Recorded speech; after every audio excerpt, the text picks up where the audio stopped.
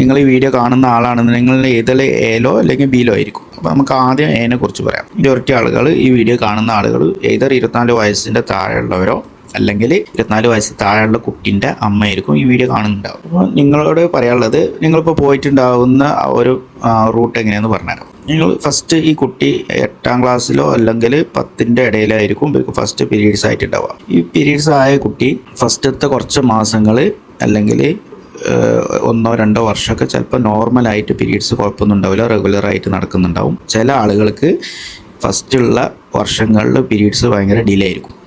അപ്പോൾ നമ്മൾ തുടക്കത്തിലായതുകൊണ്ട് തന്നെ നമുക്ക് 2 ഇയേഴ്സ് നമുക്കിത് വെയിറ്റ് ചെയ്യാൻ പറ്റും. അപ്പോൾ ഗൈനക്കോളജിസ്റ്റിനെ നിങ്ങൾ കാണിക്കുമ്പോൾ അവർ പറഞ്ഞിട്ടുണ്ടാവും 2 ഇയേഴ്സ് നമുക്ക് വെയിറ്റ് ചെയ്യാം, തുടക്കത്തിൽ ഇങ്ങനെ ഡിലേ നോർമലാണെന്നുള്ളത്. ഓക്കെ, അത് കഴിഞ്ഞിട്ടും ഇത് റെഡി ആവാതെ ആവുമ്പോൾ സ്വാഭാവികമായിട്ടും ഗൈനക്ക് നിങ്ങൾക്ക് മെഡിസിൻസ് തരും. എന്നിട്ട് നമുക്ക് കുറച്ച് കഴിയുമ്പോൾ അത് നോർമലായിക്കോളും എന്ന് പറഞ്ഞിട്ട് അവർ നിങ്ങളെ മുന്നോട്ട് കൊണ്ടുപോകും. ലൈഫ് സ്റ്റൈലും കാര്യങ്ങളൊക്കെ നോക്കാൻ ഉള്ള സജഷൻസും ഗൈനക്ക് തന്നിട്ടുണ്ടാവും. ഓക്കെ, അങ്ങനെ നിങ്ങൾ മരുന്ന് കുടിക്കുമ്പോൾ പീരീഡ്സ് റെഗുലർ ആവും, കുഴപ്പമൊന്നുമില്ല. മരുന്ന് നിർത്തുമ്പോൾ വീണ്ടും പീരീഡ്സ് പ്രോബ്ലം വരും, പീരീഡ്സ് ഡിലേ ആവും. അങ്ങനെ 1, 2, 3 വർഷമൊക്കെ ഇതിങ്ങനെ കണ്ടിന്യൂ ചെയ്ത് പോകും. 3 മാസം മരുന്ന് കുടിക്കും, പിന്നെ ചിലപ്പോൾ ഒരു 3 മാസം 2 മാസമൊക്കെ പീരീഡ്സ് റെഗുലർ ആയിരിക്കും. പിന്നെ മെഡിസിൻസ് നമ്മൾ നിർത്തുമ്പോൾ പീരീഡ്സ് വീണ്ടും ഡിലേ വരും. ഓക്കെ, ഇതായിരിക്കും ഇതിൻ്റെ സ്ട്രക്ചർ. ഇങ്ങനെ കുറച്ച് കഴിയുമ്പോൾ സ്കാൻ ചെയ്ത് നോക്കുമ്പോൾ നിങ്ങൾക്ക് PCOS ഉണ്ടെന്ന് കണ്ടെത്തും. ഇതാണ് ഉണ്ടാവുക. ഓക്കെ, ഇപ്പോൾ നിങ്ങളെ സിറ്റുവേഷൻ എങ്ങനെയായിരിക്കും എന്ന് വെച്ച് കഴിഞ്ഞാൽ, നിങ്ങൾക്ക് മാരേജും കാര്യങ്ങളൊക്കെ വീട്ടിൽ നോക്കുന്ന ടൈമായിരിക്കും. അറൗണ്ട് ഒരു 20 ഇയേഴ്സിൻ്റെയും 24ൻ്റെ ഒക്കെ അടുത്തായിരിക്കും. കോളേജ് ഹോസ്റ്റലിലൊക്കെ ആയിരിക്കും നിങ്ങൾ പ്രോബബ്ലി ഉണ്ടാവുക. ഈ ഒരു ഏജിൽ നിങ്ങൾ ഏറ്റവും വലിയ ടെൻഷന് ഈ പീരീഡ്സ് ഇനി റെഡി ആവൂലേ, ഞാൻ ജീവിതകാലം മൊത്തം മരുന്ന് എടുക്കേണ്ടി വരുമോ, അതാണ് ഒരു പ്രോബ്ലം. രണ്ടാമത്തെ പ്രോബ്ലം, ഞാൻ ഈ പീരീഡ്സ് റെഗുലർ ആകാതെ മാരേജിന് സമ്മതിച്ച് കഴിഞ്ഞ് കഴിഞ്ഞാൽ എനിക്ക് കുട്ടികൾ ഉണ്ടാവാതൊക്കെ ആയിക്കഴിഞ്ഞാലൊക്കെ ഇഷ്യൂസ് ആവൂലേ, എല്ലാവരും ഇതിൻ്റെ പ്രശ്നങ്ങൾ അറിയില്ലേ എന്നുള്ളതാണ് ഇതിൻ്റെ മെയിൻ നിങ്ങളെ ടെൻഷൻ ഉണ്ടാവുക. ഓക്കെ, അപ്പോൾ ഇതാണ് ഫസ്റ്റ് കാറ്റഗറി ഓഫ് ആളുകൾ. ഇനി നമുക്ക് രണ്ടാമത്തെ കാറ്റഗറി ഓഫ് ആളുകൾ നോക്കാം. രണ്ടാമത്തെ കാറ്റഗറി എന്ന് പറഞ്ഞു കഴിഞ്ഞാൽ 2 സബ് കാറ്റഗറി ഉണ്ട്. എന്താണെന്ന് പറഞ്ഞാൽ, ഒന്ന് നമ്മൾ ആദ്യം കണ്ട ഗ്രൂപ്പ്, അതായത് അവർക്ക് ഓൾറെഡി PCOD ഡയഗ്നോസ് ചെയ്തിട്ടുണ്ട് മാരേജിന് മുന്നേ. അതായത് ഈ ഗ്രൂപ്പ് കല്യാണം കഴിഞ്ഞാൽ എങ്ങനെ ഉണ്ടാവും എന്നുള്ളതാണ്. അവർക്ക് പീരീഡ്സൊക്കെ അതിൻ്റെ ഇടയ്ക്ക് നോർമലായിരുന്നു, അപ്പോൾ കല്യാണമൊക്കെ കഴിഞ്ഞു, കുഴപ്പമൊന്നും ഇല്ലായിരുന്നു, മരുന്നൊക്കെ കുടിച്ച് റെഡി ആയിരുന്നു. പിന്നെ കല്യാണമൊക്കെ കഴിഞ്ഞപ്പോൾ വീണ്ടും പീരീഡ് ഡിലേ ആയി. ഇതാണ് മാരീഡിലുള്ള ഒരു ഗ്രൂപ്പ് എങ്ങനെയാണെന്ന് വെച്ചാൽ, മാരേജിന് മുന്നേ പ്രശ്നങ്ങളൊന്നുമില്ല, പീരീഡ്സൊക്കെ നോർമലായിരുന്നു. പക്ഷേ മാരേജ് കഴിഞ്ഞു ഒരു 1 to 2 ഇയറൊക്കെ ആകുമ്പോഴത്തേനും അവർക്ക് പീരീഡ്സ് ഡിലേ വന്നു. അങ്ങനെ പോയി ഗൈനക്കിനായിട്ട് പോയിട്ട് എവാലുവേറ്റ് ചെയ്ത് നോക്കുമ്പോൾ അവർക്ക് PCOS ഡയഗ്നോസ് ആയി. സ്കാൻ ചെയ്ത് നോക്കുമ്പോൾ ഫോളിക്കിൾസ് കാര്യങ്ങളൊക്കെ ഉണ്ട്. അപ്പോൾ ഇതാണ് 2 കാറ്റഗറി ആളുകൾ മാരീഡിൽ. അപ്പോൾ പൊതുവേ നമുക്ക് ഒരു ഐഡിയ നിങ്ങൾക്കിപ്പോൾ കിട്ടിക്കാണും. അതായത് കോമൺ പ്രോബ്ലം പീരീഡ്സാണ്. രണ്ടാമത്തെ പ്രോബ്ലം പ്രഗ്നൻ്റ് ആവോ അല്ലെങ്കിൽ കൺസീവ് ആവോ എന്നുള്ള ഇഷ്യൂസാണ്. ഓക്കെ, ഇനി ഈ മാരീഡ് ആയ ആളുകൾ പോയ ഒരു ട്രാജക്ടറി ഞാൻ കാണിച്ചു തരാം. മാരീഡ് ആയ ആളുകൾ പീരീഡ്സൊക്കെ ഡിലേ ആണെന്നുണ്ടെങ്കിൽ ഗൈനക്കോളജിസ്റ്റിനെ കാണിച്ചിട്ട് മരുന്നെടുത്തിട്ടുണ്ടാവും. പിന്നെ കൺസീവ് ചെയ്യാൻ പ്ലാനുള്ള ആളുകളാണെന്നുണ്ടെങ്കിൽ അവർ ഇതിൻ്റെ ഇടയിൽ ട്രൈ ചെയ്തിട്ടുണ്ടാവും, ഫെയിലായിട്ടുണ്ടാവും. അപ്പോൾ IUI അല്ലെങ്കിൽ IVF സജസ്റ്റ് ചെയ്തിട്ടുണ്ടാവും. ചില ആളുകൾ ഓൾറെഡി ഇപ്പോൾ മരുന്നെടുത്തുകൊണ്ടിരിക്കുന്ന സ്റ്റേജ് ആയിരിക്കും. ചില ആളുകൾ ഈ IUI IVF അവോയ്ഡ് ചെയ്യാൻ വേണ്ടിയിട്ട് അതർ ഇൻഡിജീനിയസ് മെഡിസിൻസ്, അതായത് ഹോമിയോ, ആയുർവേദം ഇങ്ങനത്തെ മെഡിസിൻസ് ഇപ്പോൾ ട്രൈ ചെയ്തുകൊണ്ടിരിക്കുന്ന ടൈമാവും. ഓക്കെ, അപ്പോൾ ഇതായിരിക്കും ഇപ്പോൾ നിങ്ങളുടെ സിറ്റുവേഷൻ. അപ്പോൾ ഇതിലൊക്കെ നിങ്ങൾ ശ്രദ്ധിക്കേണ്ട ഒരു കാര്യം എന്താ വെച്ചാൽ, ഇവിടൊക്കെയുള്ള പ്രശ്നം എന്താ വെച്ചാൽ മെഡിക്കൽ ഡിപ്പെൻഡൻസിയാണ്. അതായത് നിങ്ങൾ ഏത് മരുന്നായിക്കോട്ടെ, അലോപ്പതി ആയാലും ആയുർവേദം ആയാലും ഒക്കെ നിങ്ങൾ മെഡിസിന് കഴിച്ചുകൊണ്ടേയിരിക്കുകയാണ്. അപ്പോൾ ഇതിന് ഏറ്റവും വലിയ തടസ്സം വരുന്നത് എന്താണെന്ന് ഞാൻ പറഞ്ഞുതരാം.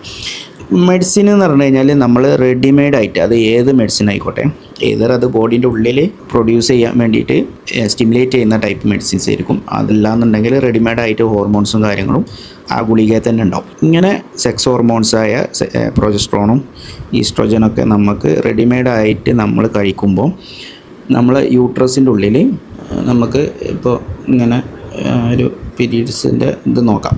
ഓക്കെ, ഇത് ഓവറിയാണ്, ഇത് യൂട്രസിൻ്റെ ലൈനിങ് ആണെന്നുണ്ടെങ്കിൽ നമ്മൾ ഈ മരുന്ന് കഴിക്കുമ്പോൾ എന്താ സംഭവിക്കുക, ഈ യൂട്രസിൽ കറക്റ്റ് ഹോർമോൺസും കാര്യങ്ങളൊക്കെ വരും. അപ്പോൾ ആ മാസം പീരീഡ്സ് ആവും. മരുന്ന് നമ്മൾ ഇവിടുന്ന് കട്ട് ചെയ്ത് കഴിഞ്ഞാൽ ഈ ഹോർമോൺസ് അവിടെ ഇല്ല. ഓക്കെ, അപ്പോൾ ഹോർമോൺസ് നടക്കാത്തത് കൊണ്ട് തന്നെ പീരീഡ്സ് ഡിലേ ആവും. ഇതാണ് ഇവിടെ സംഭവിക്കുന്നത്. അപ്പോൾ ഇതിനുള്ള ശാശ്വത പരിഹാരം എന്താണെന്നാണ് നമ്മൾ നോക്കുന്നത്. അപ്പോൾ ശാശ്വത പരിഹാരം എന്തായിരിക്കും? അപ്പോൾ നമ്മൾ ഓൾറെഡി ഒരു റെഡിമെയ്ഡായിട്ട് ഒരു മരുന്ന് ഹോർമോൺ പുറത്തുനിന്ന് കൊടുക്കുമ്പോൾ നമുക്ക് പീരീഡ്സ് ആവുന്നുണ്ട് അല്ലേ? നമ്മൾ ആ മരുന്ന് നിർത്തുമ്പോൾ പീരീഡ്സ് പോവുകയും ചെയ്യും. അപ്പോൾ ബോഡി സ്വന്തമായിട്ട് നമ്മളെ ശരീരത്തിൽ നാച്ചുറലായിട്ട് ഈ ഹോർമോൺസ് ഉണ്ടാക്കണം. നാച്ചുറലായിട്ട് ഹോർമോൺസ് ബോഡി ഉണ്ടാക്കിയാൽ മാത്രമേ ഉള്ളൂ നമുക്ക് എന്ത് ചെയ്യാൻ പറ്റുള്ളൂ, ഇതിനൊരു ശാശ്വത പരിഹാരമായിട്ട് കണക്കാക്കാൻ പറ്റുള്ളൂ. അപ്പോഴാണ് നമുക്ക് മെഡിസിൻസ് സ്റ്റോപ്പ് ചെയ്യാൻ പറ്റുള്ളൂ. അപ്പോൾ നമ്മൾ ഈ ബോഡി നാച്ചുറലായിട്ട് നമുക്ക് ഈ ഹോർമോൺസ് ഉണ്ടാക്കാതെ നമ്മളെ ഹോർമോൺ ഇംബാലൻസ് അങ്ങനെ നിലനിർത്തി കഴിഞ്ഞാൽ എന്ത് സംഭവിക്കും? നമ്മളത് കറക്റ്റ് ചെയ്തിട്ടില്ല എന്നുണ്ടെങ്കിൽ സംഭവിക്കുന്നത് വെച്ചാൽ നമുക്ക് ഓരോരോ ലക്ഷണങ്ങൾ ഇങ്ങനെ കൂടി വരും. അതിൽ പെട്ടതാണ് ചില ആളുകൾക്ക് വെയിറ്റ് ഗെയിൻ ആയിരിക്കും. ഓക്കെ, അവർ വെയിറ്റ് ഗെയിൻ എന്ത് ചെയ്താലും അത് മാറുണ്ടാവില്ല, അതങ്ങനെ നിൽക്കും. അതുപോലെ തന്നെ അസോസിയേറ്റഡ് ആയിട്ടുള്ള അവർക്ക് ഫേഷ്യൽ ഹെയർ, പിന്നെ ബോഡി ഹെയർ, ബോഡിയിൽ ആണുങ്ങളെ പോലെ തന്നെ നിപ്പിൾസിന് ചുറ്റും അതുപോലെ തന്നെ വയറിന് ചുറ്റും ഒക്കെ തൈസിൻ്റെ അവിടെയൊക്കെ ആയിട്ട് ഹെയർസിൻ്റെ ഗ്രോത്ത് കൂടുക സ്ത്രീകളിൽ. പിന്നെ ഉള്ളതാണ് ചില ആളുകൾക്ക് നല്ല ബ്ലോട്ടിങ് ഇഷ്യൂസ്, വയറ് വീർത്ത് വരുന്ന ഇഷ്യൂസ്, ഗ്യാസ്ട്രിക് പ്രോബ്ലംസ് അങ്ങനത്തൊക്കെ. പിന്നെ ചില ആളുകളിൽ നമ്മൾ കാണുന്നതാണ് ഫേഷ്യൽ ഏക്കിനെ, അതായത് ചിന്നിന് അലോങ് ആയിട്ടുള്ള ഫേഷ്യൽ ഏക്കിനെ, പിമ്പിൾസ്, പിന്നെ നമ്മുടെ കഴുത്തിൻ്റെ ബാക്കിലുള്ള കറുപ്പ് നിറം, ത്വക്കിലുള്ള കറുപ്പ് നിറം കൂടി വരിക, തൈസിൻ്റെ ഇടയിൽ കറുപ്പ് കൂടി വരിക, ആംപിറ്റ് ഡാർക്ക്നെസ്, ഇങ്ങനെ ഒരുപാട് ഇഷ്യൂസ്. പിന്നെ ഇതിൻ്റെ കൂടെ മെൻ്റൽ സ്ട്രെസ്സ്, പിന്നെ ഭയങ്കര ആൻസൈറ്റി, മൂഡ് സ്വിങ്സ്, അതായത് പെട്ടെന്ന് കരച്ചിൽ വരിക, പെട്ടെന്ന് ദേഷ്യം വരിക, ഇങ്ങനത്തെ ഇഷ്യൂസൊക്കെ ഉണ്ടാവും. ഇതൊക്കെയാണ് കോമൺ ആയിട്ട് നമ്മൾ കാണുന്നത്. ഈ ഒരു പ്രശ്നങ്ങളൊക്കെ ഇപ്പോൾ PCOD നമ്മൾ മൊത്തത്തിൽ പറയുകയാണെന്നുണ്ടെങ്കിൽ അതിൻ്റെ ഏറ്റവും റൂട്ടായിട്ടുള്ള പ്രോബ്ലം എന്താണ്? ഈ ഹോർമോണൽ ഇംബാലൻസുകളാണ്. അത് നമ്മൾ കറക്റ്റാക്കിയാൽ നമുക്ക് എളുപ്പം എന്ത് ചെയ്യാൻ പറ്റും, നമുക്ക് ഈ പ്രോബ്ലംസൊക്കെ അഡ്രസ്സ് ചെയ്യാൻ പറ്റും. ഇപ്പോൾ ഓൾറെഡി നിങ്ങൾ ചിലപ്പോൾ ഒരു മരുന്ന് എന്തെങ്കിലും എടുക്കുന്നുണ്ടാവും. ഹോമിയോ ആയിരിക്കാം, ആയുർവേദ ആവാം, അലോപ്പതി ആവാം.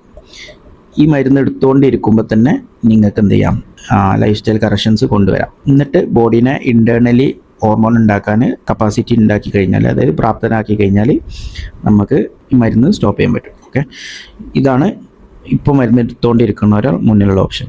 ഇപ്പോൾ ചില ആളുകൾക്ക് കുറേ മരുന്നെടുത്ത് മടുത്തിട്ടുണ്ടാവും, അവർ മരുന്നൊക്കെ സ്റ്റോപ്പ് ചെയ്തിട്ടുണ്ടാവും.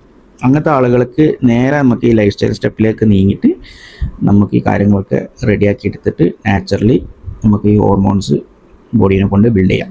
അപ്പോൾ ഇത് എങ്ങനെയാണ് നമ്മൾ ഈ തീരുമാനം എടുക്കുക എന്നുള്ളത് അവരെ സിംറ്റം വെച്ചിട്ടാണ്. അതായത് ഇപ്പം ഒരുപാട് ലക്ഷണങ്ങൾ, ഒരുപാട് പ്രോബ്ലംസ് ഒക്കെ ഉള്ള ആളുകൾക്കാണെങ്കിൽ ചിലപ്പോൾ സപ്പോർട്ടീവായിട്ട് മരുന്ന് വേണ്ടി വരും. അതുകൊണ്ടായിരിക്കും പുറത്തുനിന്ന് ഗൈനക്കും കാര്യങ്ങളൊക്കെ ഈ മരുന്ന് പ്രിസ്ക്രൈബ് ചെയ്യുന്നുണ്ടാവും. അപ്പോൾ അങ്ങനെ കുറേ ബുദ്ധിമുട്ടുള്ളവരും അങ്ങനത്തെ ആൾക്കാരൊക്കെ ഈ മരുന്ന് കഴിച്ചുകൊണ്ടിരിക്കുമ്പോൾ തന്നെ ഈ ലൈഫ് സ്റ്റൈലും കൂടി ശരിയാക്കി കഴിഞ്ഞാൽ അവർക്ക് വേഗം ആ മരുന്നിൽ നിന്ന് മുക്തി നേടാൻ പറ്റും. പിന്നെ ഓൾറെഡി ഇപ്പോൾ ഒരു 5-6 വർഷമൊക്കെ കഴിച്ചിട്ടുണ്ട്, ആ ഒരു സ്റ്റേജിലാണ് നിങ്ങൾ നിൽക്കുന്നത്. ഈ മരുന്ന് കുടിക്കാൻ നിങ്ങൾക്ക് തീരെ താല്പര്യമില്ല എന്നെങ്കിലും നിങ്ങൾക്ക് പ്രശ്നമൊന്നുമില്ല, മരുന്ന് കുടിക്കണമെന്നില്ല. നമുക്ക് ഒരു 45 to 90 ഡേയ്സിനുള്ളിൽ തന്നെ നമുക്ക് ഈ പ്രശ്നങ്ങൾ കറക്റ്റ് അഡ്രസ്സ് ചെയ്തിട്ട് ലൈഫ് സ്റ്റൈൽ കറക്ഷൻസ് കൊണ്ടുവരികയാണെങ്കിൽ നമുക്ക് ചെയ്യാൻ പറ്റും. ഇപ്പോൾ ഇവിടെ ഉണ്ടായിരുന്ന ഒരു ചാലഞ്ച് എന്തായിരിക്കും എന്ന് പറഞ്ഞു കഴിഞ്ഞാൽ, ഞാൻ നേരത്തെ പറഞ്ഞ പ്രോബ്ലമാണ്. അതായത് ലൈഫ് സ്റ്റൈലിന് ഒരു സ്പെഷ്യൽ ഇപ്പോൾ ഉള്ള സൊല്യൂഷൻ മൊത്തം സമയം കൂടുതലുള്ള ആളുകൾക്ക് അല്ലെങ്കിൽ ഒഴിവ് സമയമുള്ള ആളുകൾക്കാണ്. അപ്പോൾ വർക്ക് ചെയ്യുന്ന ആളുകൾ അല്ലെങ്കിൽ ബിസിയായ ആളുകൾക്ക് ഈ ലൈഫ് സ്റ്റൈൽ ശരിയാക്കിയിട്ട് നമുക്ക് ബോഡീൻ്റെ ഉള്ളിലുള്ള ഹോർമോൺ ബാലൻസുകൾ റെഡിയാക്കാൻ പറ്റുന്നില്ല.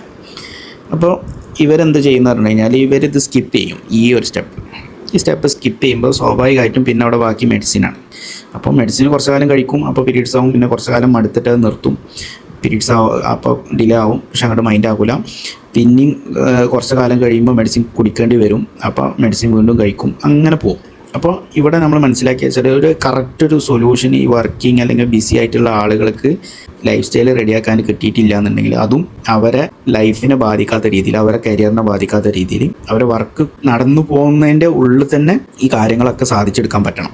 അങ്ങനെ പറ്റിയാൽ മാത്രമേ ഉള്ളൂ നമ്മളെ ഈ മെത്തേഡ് സക്സസ് ആവുള്ളൂ എന്നുള്ളത് നമുക്ക് മനസ്സിലായി. കാരണം അതാണ് മെയിൻ പ്രോബ്ലം. ഈ ഒരു നല്ലൊരു സൊല്യൂഷൻ ഇല്ലാത്തത് കൊണ്ട് തന്നെ അധികം ആളുകളും ഈ ഭാഗം സ്കിപ്പ് ചെയ്യും. അപ്പോൾ അവർ കാലാകാലം മരുന്ന് കുടിക്കേണ്ട അവസ്ഥയിലേക്ക് എത്തണം. അതിനാണ് നമ്മൾ മെഡിക്കൽ ഡിപ്പെൻഡൻസി എന്ന് പറയുന്നത്. അതായത് മരുന്നിന് അടിമയാവുകയാണ്. അപ്പോൾ അതിനെതിരെയാണ് നമ്മൾ ഷുഗർ ഇല്ലയിൽ ശരിക്കും നമ്മളൊരു മിഷനായിട്ട് ഈ കാര്യങ്ങൾ കൊണ്ടുപോകുന്നു. അപ്പോൾ 50 മിനിറ്റ് മൈക്രോ ഷിഫ്റ്റ് സിസ്റ്റം വെച്ചിട്ട് എങ്ങനെ അത് കറക്റ്റ് ആക്കുന്നു എന്നുള്ളത് ഞാൻ ക്ലിയർ ആക്കി തരാം. ഓൾറെഡി നമുക്ക് അറിയാം ടൈം കൺസ്ട്രെയിൻ്റ് ആണ്. ഇപ്പോൾ ഒരു ഡോക്ടർ ആവട്ടെ അല്ലെങ്കിൽ നേഴ്സ് ആവട്ടെ ഒക്കെ ടൈം വളരെ കുറവായിരിക്കും, ജോലി ഉണ്ട്, ഭയങ്കര ബുദ്ധിമുട്ടായിരിക്കും.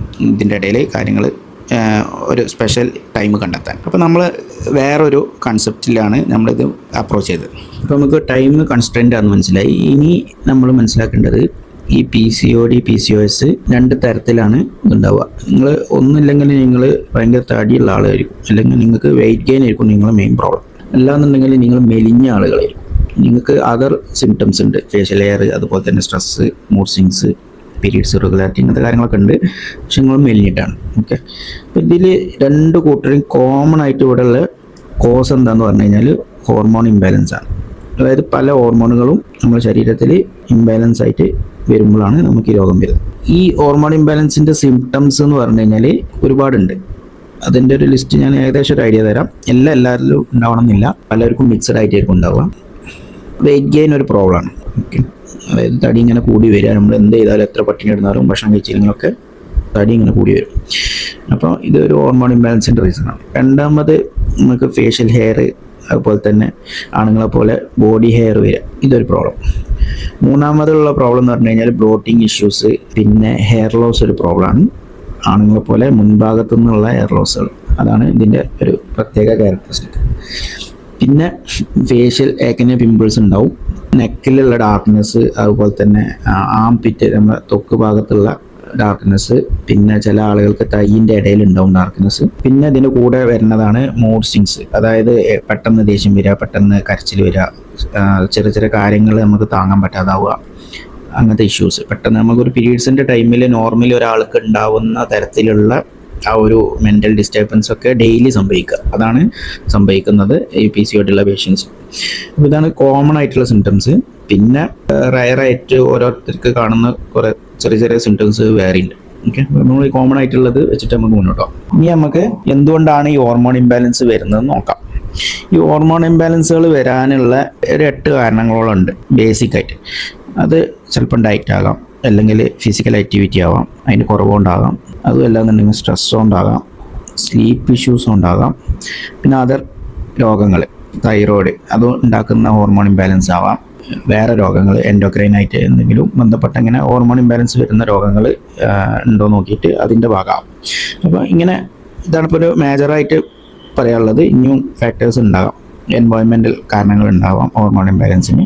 അതിൽ എല്ലാവരും എന്താ ചെയ്യണമെന്ന് വെച്ചാൽ ഇതിൽ 2 ഫാക്ടർ മാത്രം അഡ്രസ്സ് ചെയ്യണം.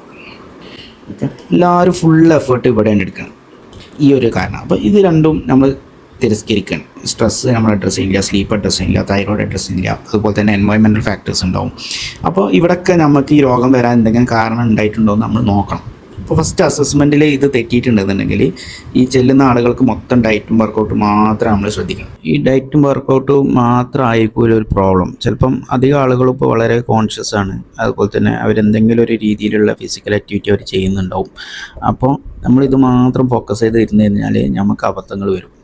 കാരണം ഇത് ഓൾറെഡി ഓക്കെ ആയിരിക്കും, അധികം ആളുകൾക്ക് നമ്മളങ്ങനെ കാണില്ലേ. അവർ കറക്റ്റ് ഫിസിക്കൽ ആക്ടിവിറ്റി ഒക്കെ അവരുടേതായ ചെയ്യുന്ന രീതിയിലൊക്കെ അവരെന്തെങ്കിലുമൊക്കെ ആയിട്ട്, ഇപ്പോൾ ബാഡ്മിൻ്റൺ കളിക്കുന്നവരുണ്ട്, അതുപോലെ തന്നെ ഫുട്ബോൾ കളിക്കുന്നവരുണ്ട്, പിന്നെ നടക്കാൻ പോകുന്നവരുണ്ട്. അപ്പോൾ അതൊക്കെ ഫിസിക്കൽ ആക്ടിവിറ്റി സോർട്ടഡ് ആയിരിക്കും. ഡയറ്റ് തന്നെ ഒരുപാട് കാര്യങ്ങൾ അവർ കറക്റ്റ് ആയിരിക്കും ചെയ്തിട്ടുണ്ടാവും. മോർ ദാൻ ഒരു 80% അവർ റെഡി ആയിരിക്കും.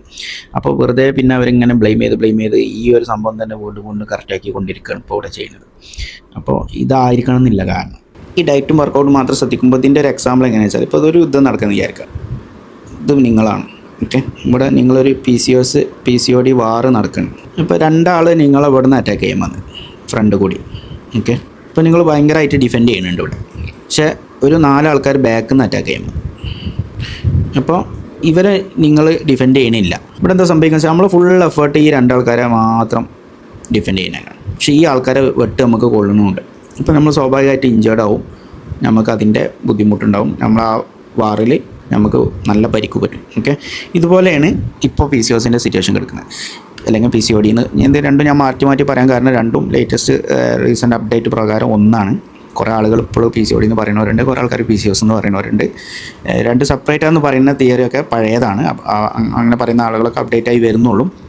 വൈകാതെ അവർ അപ്ഡേറ്റ് ആയിട്ട് കാര്യങ്ങളൊക്കെ മാറ്റുന്നതാണ്. അപ്പോൾ ഇങ്ങനെ ഹേർട്ടാകുമ്പോൾ സ്വാഭാവികമായിട്ടും നിങ്ങൾക്ക് റിസൾട്ട് കിട്ടില്ല. നിങ്ങൾ നോക്കുമ്പോൾ വെയിറ്റ് ഇങ്ങനെ കൂടി വരുന്നുണ്ടാവും. വെയിറ്റ് കൂടാനുള്ള കാരണം ഈ അണ്ടർലൈങ് ഹോർമോൺ ഇംബാലൻസുകളാണ്. ഇനി ഓൾറെഡി മെലിഞ്ഞ ആളുകളാണെന്നുണ്ടെങ്കിൽ അവരെ സിംറ്റം കൂടി വരും. അതായത് അവർക്ക് ഫേഷ്യൽ ഹെയർസ്, സ്ട്രെസ്, ഇങ്ങനത്തെ പ്രോബ്ലംസും, അതുപോലെ തന്നെ ഇമോഷണൽ സ്റ്റെബിലിറ്റി, ഇങ്ങനെ ഒരുപാട് കാര്യങ്ങൾ അവർക്ക് മോശമായി വരിക സിംറ്റം. അപ്പോൾ ഇതൊക്കെ ഇങ്ങനെ കൂടുക എന്നല്ലാതെ നമ്മൾ എഫേർട്ട് എടുക്കുന്നുണ്ട്, പക്ഷേ പ്രശ്നങ്ങൾ കൂടി വരികയാണ്. അങ്ങനത്തെ റീസൺ വരാനുള്ള കാരണം എന്താ വെച്ചാൽ നമ്മളിത് മൊത്തം ഒന്നിച്ച് അഡ്രസ്സ് ചെയ്യണില്ല എന്നുള്ളത് കൊണ്ടാണ്. അപ്പോൾ ഇവിടെ ഒരു അതായത് കറക്റ്റ് അസസ് ചെയ്തിട്ട് എന്തുകൊണ്ട് നിങ്ങൾക്ക് ആ രോഗം വന്നു എന്ന് മനസ്സിലാക്കിയിട്ട് ആ പ്രോബ്ലംസിനെ നമ്മൾ ആദ്യം കാറ്റഗറൈസ് ചെയ്തെടുക്കണം, കറക്റ്റ് എടുക്കണം. എടുത്തതിന് ശേഷമാണ് നമ്മൾ ട്രീറ്റ്മെൻറ്റ് തുടങ്ങേണ്ടത്. അങ്ങനെ തുടങ്ങി കഴിഞ്ഞാൽ നമുക്ക് എന്ത് ചെയ്യാൻ പറ്റും, ഒന്നിച്ച് ഇവരെല്ലാവരും ഡിഫെൻഡ് ചെയ്യാൻ പറ്റണം. ഈ മൊത്തം ആളുകളെയും നമുക്ക് ഒന്നിച്ച് ഡിഫെൻഡ് ചെയ്യാൻ പറ്റിയാൽ മാത്രമേ ഉള്ളൂ നമുക്ക് ഇതൊരു സക്സസ് ആയി എന്ന് പറയാൻ പറ്റും. അപ്പോൾ ഇതാണ് ഇവിടെ സംഭവിക്കുന്ന ഒരു മിസ്റ്റേക്ക്. ഇനി വേറൊരു മിസ്റ്റേക്ക് ഞാൻ പറഞ്ഞുതരാം. നമ്മളിപ്പോൾ ഒരു ഡയറ്റോ അല്ലെങ്കിൽ ലൈഫ് സ്റ്റൈലൊക്കെ വർക്കൗട്ടൊക്കെ നമ്മൾ അല്ലെങ്കിൽ ലൈഫ് സ്റ്റൈലിൻ്റെ എന്തെങ്കിലും ഒരു ഭാഗം നമ്മൾ ക്ലിയർ ആക്കുമ്പോൾ എന്താ സംഭവിക്കുന്നത് വെച്ചാൽ അടിമുടി മാറ്റിയിട്ട്, അതായത് ഒരാളെ കംപ്ലീറ്റ് ലൈഫ് മാറ്റിയതിന് ശേഷം ഒരു പുതിയ സൊല്യൂഷന് നമ്മൾ മുന്നോട്ട് വെക്കുമ്പോൾ അതൊരിക്കലും എന്താവില്ല, പ്രാക്ടിക്കൽ ആവില്ല. കാരണം എന്താണെന്ന് പറഞ്ഞു കഴിഞ്ഞാൽ നമ്മൾ ഒരു ദിവസം നമ്മൾ എടുക്കുന്ന ഡിസിഷനിൽ ഒരു 90% മുകളിലുള്ള ഡിസിഷനും നമ്മൾ ഓട്ടോമാറ്റിക്കാണ് എടുക്കുന്നത്. അതായത് സബ് കോൺഷ്യസ് ബ്രെയിനാണ് നമ്മൾ ഈ കാര്യങ്ങൾ കൺട്രോൾ ചെയ്യുന്നത്. വെരി സിമ്പിളായിട്ട് പറയുകയാണെന്നുണ്ടെങ്കിൽ നിങ്ങൾ ഒരു ചിന്തിച്ചെടുക്കേണ്ട ഡിസിഷൻ അല്ല നിങ്ങളെ ഒരു ദിവസം നിങ്ങളെടുക്കുന്ന മെജോറിറ്റി ഡിസിഷൻസ്. അതുകൊണ്ട് തന്നെ ഇപ്പോൾ രാവിലെ നീറ്റിട്ട് നമ്മൾ പല്ല് തേക്കുന്ന അങ്ങനത്തെ ഒക്കെ ആക്ടിവിറ്റീസ് ഒന്നും നമ്മൾ പ്രത്യേകിച്ച് ചിന്തിച്ചിട്ടൊന്നുമല്ലല്ലോ എടുക്കുന്നത്. നമ്മൾ നീക്കുന്നു, നമ്മൾ ഓട്ടോമാറ്റിക്കായിട്ട് പോകുന്നു, ബ്രഷ് എടുക്കുന്നു, പല്ലേക്കുന്നു.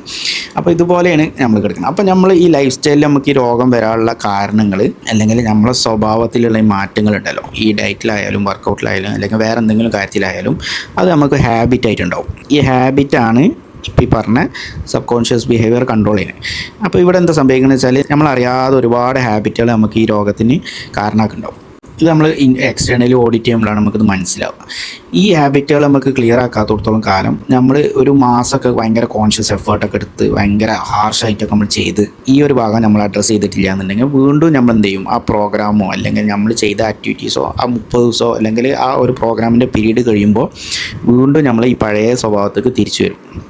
ഇത് നമ്മൾ അറിയുന്നുണ്ടാവില്ല. അവിടെയാണ് ഇതിൻ്റെ ഏറ്റവും വലിയ അപകടം. നമ്മളൊരു കാര്യം അവെയർ ആണെന്നുണ്ടെങ്കിൽ നമുക്ക് ഇത് തിരുത്താൻ പറ്റും. നമ്മളിത് അവെയർ അല്ലാത്തത് കൊണ്ട് തന്നെ സ്വാഭാവികമായിട്ടും ആളുകൾ എന്ത് ചെയ്യും, ഇത് കണ്ടിന്യൂ ചെയ്യും.